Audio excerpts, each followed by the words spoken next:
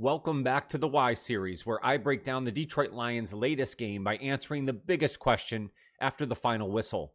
Why did the Detroit Lions demolish the Chicago Bears in Week 2? I'll give you the 3 things that made the difference in this game. Let's go.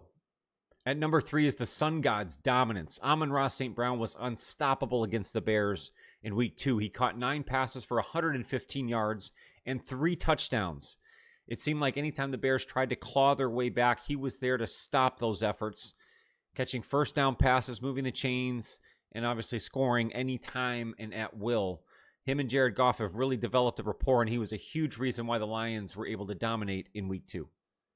My number 2 reason is the play of the offensive line. They really recovered from a poor performance against Green Bay in Week 1, and although Chicago appears to be a less formidable opponent, they really got things rolling not only in the passing game, giving up 0 sacks, but also in the running game. Both running backs were able to get things going. Jahmyr Gibbs, 94 yards and a touchdown. David Montgomery as well, able to get in the end zone.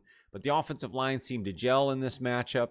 They're able to work the play action, and that's when this offense really starts to roll. And I think it was one of the biggest reasons why they were able to beat the Bears. And the number 1 reason for why the Detroit Lions were able to demolish the Chicago Bears in Week 2 is Jared Goff's efficiency. He was just about flawless. 23 of 28 for 334 yards, 5 touchdowns, 82% completion rate, and that passer rating is just about perfect.